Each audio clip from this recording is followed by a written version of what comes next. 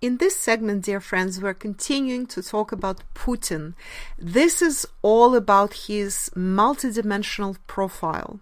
Remember, throughout this webinar, I mentioned that Putin is a Libra. That's his Western astrological sign.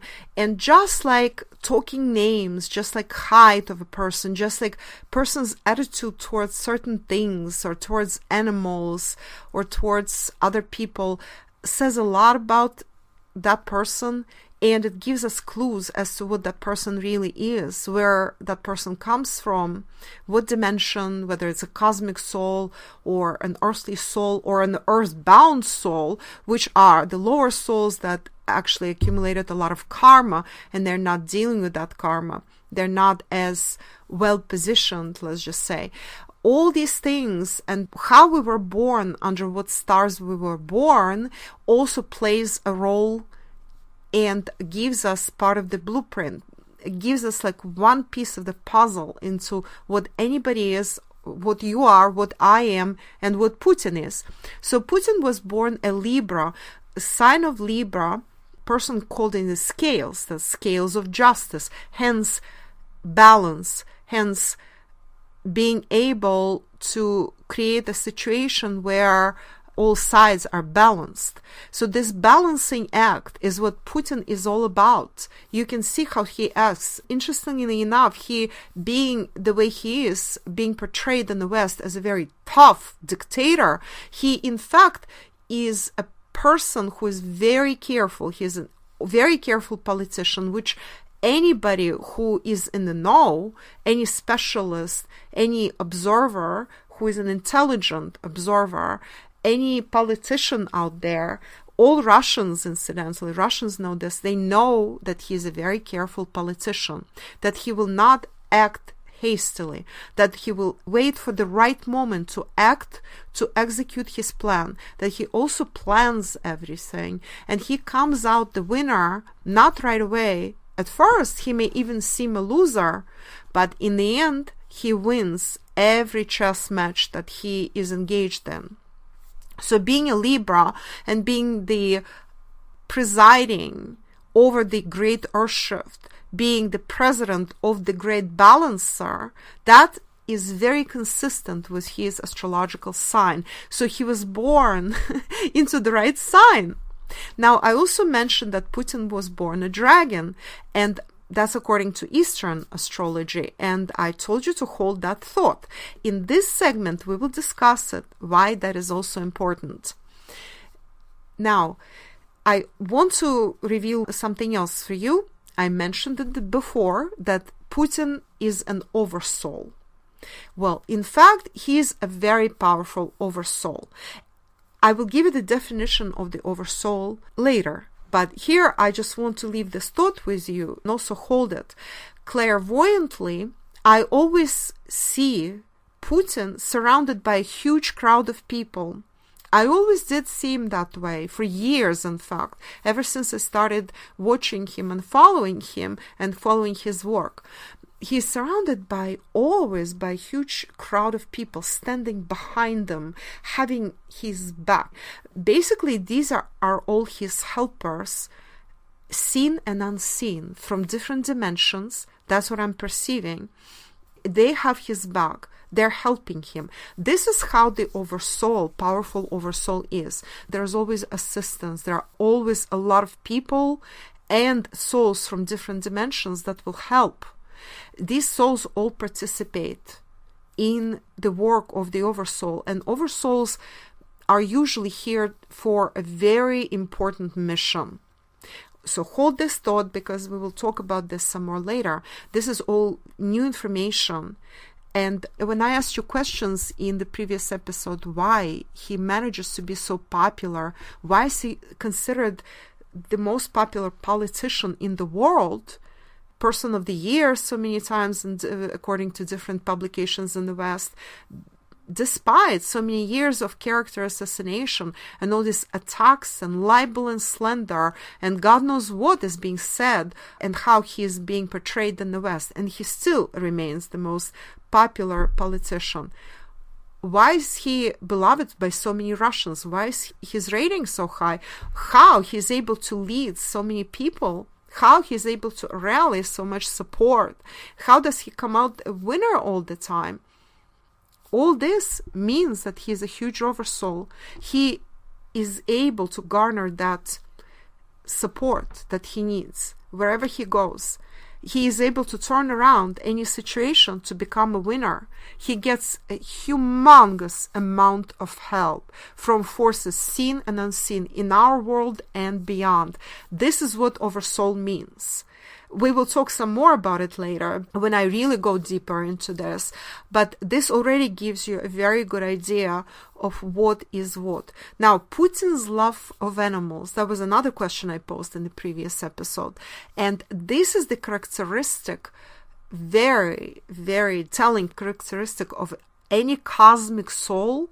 And also, this is very characteristic of star seeds and earth angels, especially star seeds. So cosmic souls, which both star seeds and earth angels belong to, actually are characterized by this.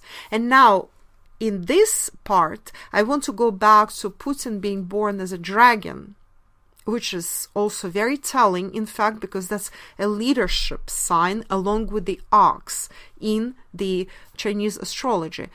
However, I want to digress for a few minutes and talk about the epic cosmic battle, that between the dragons and reptilians. This is not the point of this webinar. This is why I'm not going to go very deep into this, but I'm just going to give you in several bullet points what this is all about. A lot of people confuse dragons and reptilians. They think that reptilians are bad and therefore dragons are bad, that they're all the same, that they're all reptilians, in fact. This is, well, number one, I'm going to tell you this, that reptilians and dragons come from different dimensions. Reptilians are lower dimension. Even people in the know, even people who I perceive as knowledgeable and specialists in this regard, even some of them make this mistake and say that reptilians come from 6th, 7th dimension. Yes, there are some reptilians that come from 6th, 7th dimension, but the majority of reptilians are 4th dimension, just like grays. So hold that thought. Another thing, well, dragons come from higher dimensions. They are usually 6th, 7th dimension, and they can go up to 12th dimension, and they're cosmic souls. In fact, both reptilians and dragons are cosmic souls. There is a big difference between them. There is some similarity, and that's what confuses people. They look like serpents, maybe. You know, if you take the image that is perceived by the human 3D and human maybe even 4D eye, but that's basically the image we have, but nothing of the sort in reality. Cosmic souls, they do not have this kind of form, so there is a confusion there. Reptilians also can be earthly souls, incidentally. Both reptilians and dragons, as cosmic souls, they are responsible for structure of the universe. They are the builders and structure maintainers. They're grid holders. You know, you heard the expression ley lines. Ley lines, that's the energetic grid of the planet, is also called dragon lines. That same grid is referred to as dragon lines. Dragons are the holders of that grid, in fact. That's a very big job. That's a humongous job. This is just energetic grid of the planet. There are other grids that are held by other souls. We are going very deep into my multidimensional universe theory right now, talking about souls and dimensions and all that. But I just want to leave you with this primer so you have a reference point when we later talk about Putin. In this regard, I mean.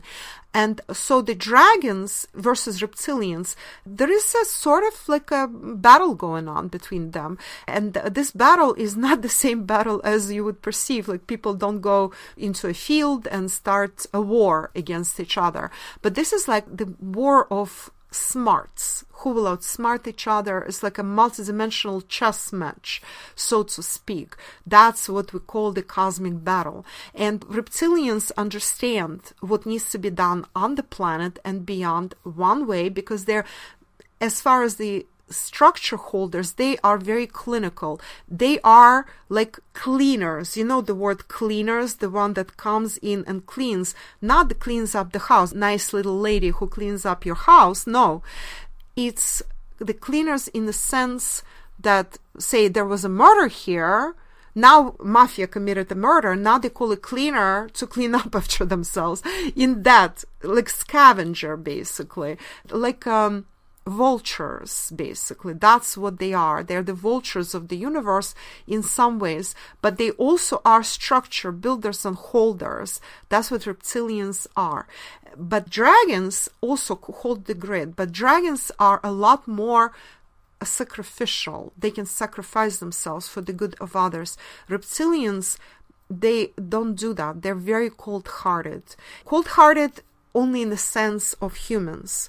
In reality, there are reptilians who are actually very, very positive creatures, and dragons are primarily positive, unless they perceive that they need to do something that humans perceive as negative and they perceive as something that is necessary to do, even if it's difficult. And this is why a lot of those who are in fact dragon souls can make great world leaders.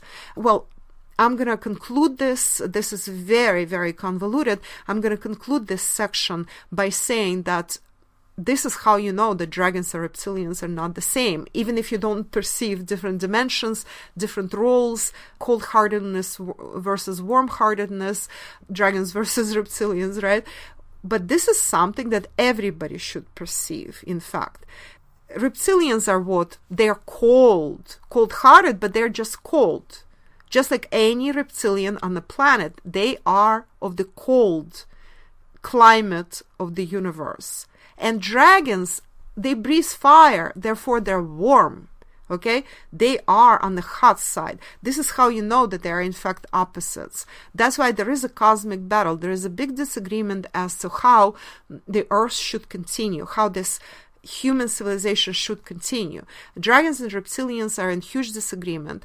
Earth's angels also are on the dragon side, let's just say. A lot of cosmic souls, such as starseeds, are more on the dragon side, and reptilians are somewhere in league with the elementals, which are the advanced earthly souls. And that's all I'm going to say at this time. So don't think that dragons is something negative. In fact, dragons are amazing and they are extremely helpful in the grand scheme of universal things. And dragons, in fact, right now are at the forefront of the Earth shift. I will tell you more. There are a lot of incarnated dragon souls, very positive souls of the light, that incarnated in Russia to assist Russia, the Great Balancer, in rebalancing. There are some in China. These are because they're so good at governing society, building, governing, being at the helm, being the leader. There are a lot of dragons, in fact, that are in leadership positions in Russia at this point. And that's all I'm going to say about that point. So now we are proceeding to Putin's multidimensional profile. I have a full written multidimensional profile, which is called Multidimensional Report, below for Putin. And you will be able to see everything that he is about. But in this spoken segment, I want to give you several very important points which need to be emphasized more than once. You will see them in writing as well, but we will speak them first. And so this gives you a really, really good idea of what Putin is about. We are going deep. We are going far, far, far into multidimensional universe right now. So first thing, in my report, I have determined the soul dimension. Soul dimension I can determine for anybody. And in fact, there are people on this planet are on the first dimensional level. The majority of humans incarnated on planet Earth are in second dimension souls and third dimension souls. Fourth dimension souls are already advanced souls. And of course, fifth dimension souls, which is quite rare, but a lot of 5D and 4D souls are amongst my listeners and my readers. And a lot of you who purchase this webinar, most of you will be 4D and 5D souls, probably all of you, in fact. There could be higher dimension souls, but that's very rare. Maybe there is 6D somewhere. Now, higher dimensions like 6D, 7D, and above, that's super rare to incarnate on the planet, super rare. There are very, very few of us. And above 7th dimension, that's even more rare. Now, when we talked about over souls, I mentioned that over souls is a huge crowd of souls, in fact, from different dimensions that are helper souls that help the main soul in that oversoul that is able to host them. And these souls come from different dimensions. So Putin's soul dimension is multiple. He, in fact, is multidimensional oversoul, and the souls that contribute to his oversoul are between 7th and up to 12th dimension. This is very high, super rare. Usually, it's very hard for souls like that to actually adjust on the planet. They are all extremely important, and if it's an oversoul, that's even more important. The next point from my multidimensional report for Putin is the karmic weight. Karmic weight, we calibrate not on the usual 1,000 point scale that I use for quantum calibrations and geocalibrations. It is a 100 point scale.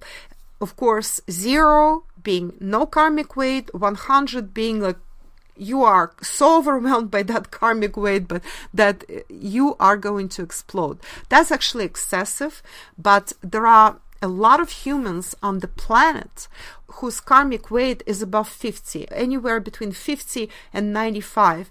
This is very high karmic weight, especially if it's above 75.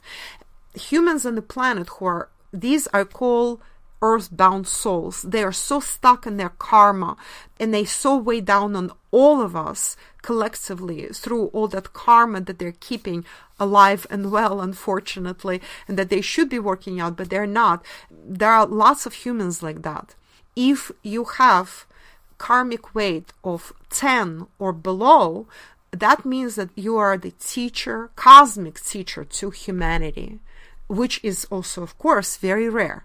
If you have karmic weight of 15 or below, then it means that you're earth shifter and or earth keeper. So these are cosmic souls. Now, cosmic souls in general, such as star seeds, earth angels, could have karmic weight of up to 25. That's all very low. Any karmic weight 25 and below is rather low. Of course, if it's 10 and below, that's super low. Then after that, we have earthly souls and earthbound souls.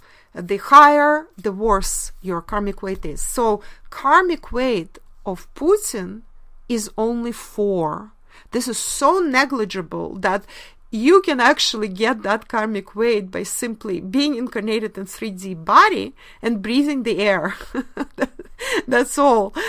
So this is basically no karmic weight, in fact. So this kind of person can do whatever he wants or she wants on the planet. You incarnate with that karmic weight, anything you want, you can achieve.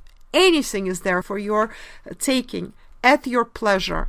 This is why man like Putin is able to generate his wins seemingly so effortlessly, because he's able to stay president, he's able to overcome any character assassination attacks. Do you know, incidentally, how many assassination, true, real 3D assassination attempts there were on Putin? Tons. We never hear about it. And he always is able to get out of that, whatever tight spot he may be in. But there were assassination attempts during his trips, while he was in Moscow, while he was anywhere in Russia and outside of Russia. So many assassination attempts have been foiled, and they will continue being foiled, because you cannot assassinate an oversoul like that. You cannot assassinate somebody whose karmic weight is 4. This is actually a license to do whatever you want on the planet. But of course, in order to keep that beautiful, amazing karmic weight of 4, one has to continue living the life of honor, honesty, the life of service to humanity, and even the life of sacrifice in so many ways, as Putin does oftentimes. This is what this is about. You understand that this alone tells us what kind of person Putin is. That all this, what is said about him, that he is a dictator, that he is this and that, and he gives order to assassinate his political opponents or whatever, is all BS. You cannot have karmic weight of 4 and be that kind of person. In fact, we have a major Buddha-like kind of soul here, or Jesus-like if you prefer that. Buddha and Jesus are kind of more or less on the same level, very close, in fact. Yeah, that's what karmic weight is about. Isn't it interesting, right? Now we're proceeding to the galactic soul designation. And again, there will be a lot more in Putin's profile, and you will learn from this written report that you will read below, you will learn all his calibrations. You will see that all his calibrations are super high. Some of them are stellar high. The majority of his calibrations will be, you will see that his quantum calibration is 510, that's love, that his chi is 580 or 585, which is high creation. You will see that his other calibrations, like his heart chakra, calibrates super high. Basically, all of Putin is on a level, whatever I calibrate, I come up, the lowest is love. And then high creation is his very typical calibration for a lot of things that I calibrated. Also, the level of peace is there. And we even have high enlightenment and Buddha consciousness, which is absolute truth also is in my designation, which is almost near 1000, depending on the calibration. You will read his report and you will see all that, and it's jaw-dropping in fact, but I'm not surprised. This is what I expected. I can even tell you that his quantum calibration actually is down, significantly down from where it was. The majority of people on the planet, including even pretty advanced souls, would give anything to have quantum calibration of 510. But for Putin, that's low. There was a time when he calibrated at 700, which is functional enlightenment. And the reason he has lower calibration right now, I noticed that with Lavrov as well, is because of all the tough challenges that Russia has to overcome. And he has to literally give of himself, sacrifice parts of himself, parts of his personal support, such as souls that participate in his support, in order to protect Russia, the great balancer, in order to protect his people. This causes this personal sacrifice, which in some ways we all have to make throughout life. That opens him up more for attacks, but his calibrations are still stellar high, and he's still doing very, very well. It's also the age, it's also the awareness, it's also the being tired of carrying all that weight. All that comes into effect here, but he's still doing very well, and he will continue doing very well. Now, I also want to introduce to you another calibration that is part of the multidimensional report, which is a very popular written consultation that I do for individual people. This one I have done for Putin. This is galactic soul designation. And here I would tell you, and I would tell Putin as well, whether you're an earthly soul, an earthbound soul, a cosmic soul, but also where appropriate, whether you're a star seed, indigo, rainbow, crystal, blue ray, and more, what kind of energy you possess, what kind of soul you are. So for Putin, he is a cosmic oversoul, as I told you previously, number one. And number two, we go deeper, he's a red dragon energy keeper oversoul. So he is a huge oversoul, but the basis for that is the red dragon energy keeper. I will tell you more in future interpretations. So very powerful oversoul, very galactic in its outreach, in fact. A starseed, there is starseed energy there, huge. A lot of starseeds are contributing to that. A lot of earth angels are contributing to that oversoul. Assistance from earthly souls and cosmic souls alike in this specific oversoul that we know as Vladimir Putin. So one more time, what is an oversoul? It consists of many contributor souls who work together on one large and important mission by mutual agreement. To be an oversoul, the soul has to be very large and highly developed to begin with. Since I told you he's a red dragon energy keeper oversoul, well, this is the basis for this huge oversoul. Dragons are huge souls usually. They're not only very large souls, but they're also so highly developed and well organized that they're able to keep an oversoul, so contributions from many souls, working together. This is not walk-in. This is not a walk-in soul. These are soul agreements formed in other dimensions. And some of the souls participating here could be huge. So his soul is so huge to begin with that he can host many souls contributing at the same time and not blow up, not get overwhelmed as a result of that. As an example of how oversouls work, Jesus and Buddha were very large 3D incarnated oversouls. An example of non-incarnated oversoul is, say, Archangel Michael. I also told you our planet Earth is an enormous oversouls and billions of souls contribute energy to it.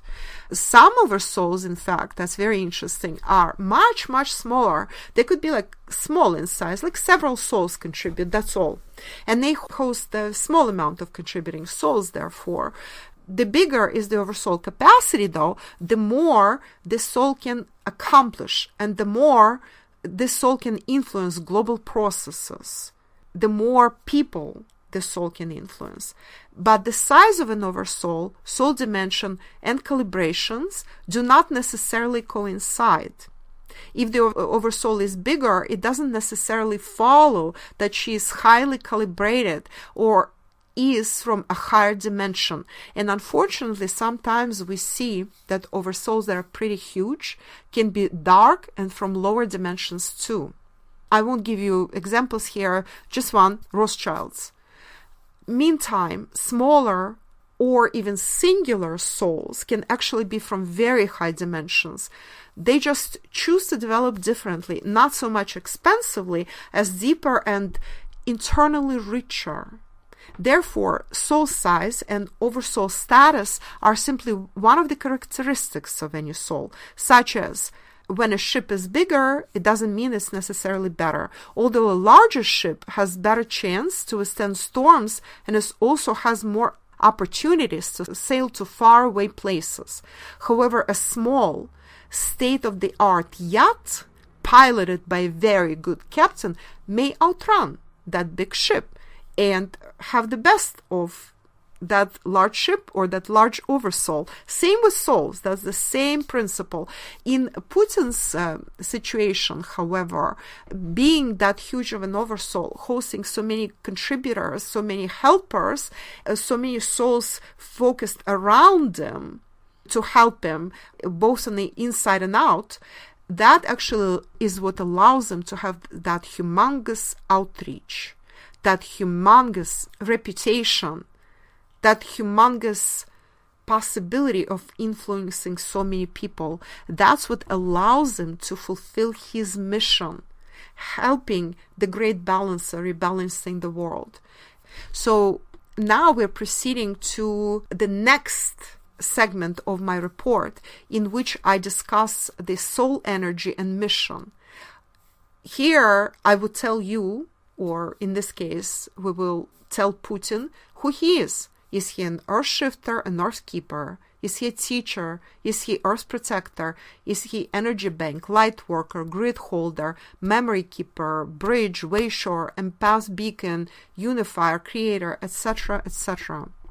Putin has a very important multiple missions, and the energies and missions that he has, that he is contributing, that he is bringing into this existence are all three: Earth Shifter, Earth Keeper, and Earth Protector, all at the same time. Together, these three amount to the full Earth Shifter. So he's the full Earth Shifter. Plus, he has additional missions, and these are the Unifier, the Creator, the Teacher, now Energy Bank, and Empath Beacon. All this, that's what Putin's Oversoul, all of this, Putin's Oversoul is able to project, and these are all the missions that he is able to participate in simultaneously. This is how important Putin and his presence is on the planet.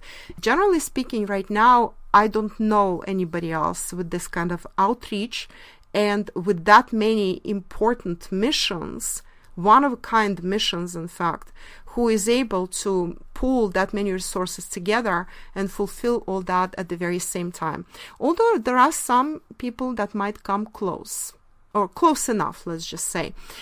And again, I'm inviting you at the very end of this report, you will see my written section in which I will tell you calibrations of various historic figures and various politicians, officials today in Russia, those who are part of Putin's team, incidentally. You will see a tremendous difference between calibrations of, say, Nicholas or the so-called demolition crew, those who were there to demolish Russia, to destroy Russia, whether they wanted it or not, which is Gorbachev and Yeltsin. Tremendous difference between those and those who are Putin's helpers, such as Lavrov, Shoigu, Maria Zakharova, as another example, and Medvedev. Huge difference in calibrations, not to mention Putin's calibrations, which are out of this world. So I'm inviting you to read their calibrations and then the full report for Putin, 15 calibrations and interpretations in general, and that will give you a very good rounded idea of what we're talking about, what Putin really is. This is the end of this segment, and the last segment will be my predictions for the 2018 elections in Russia.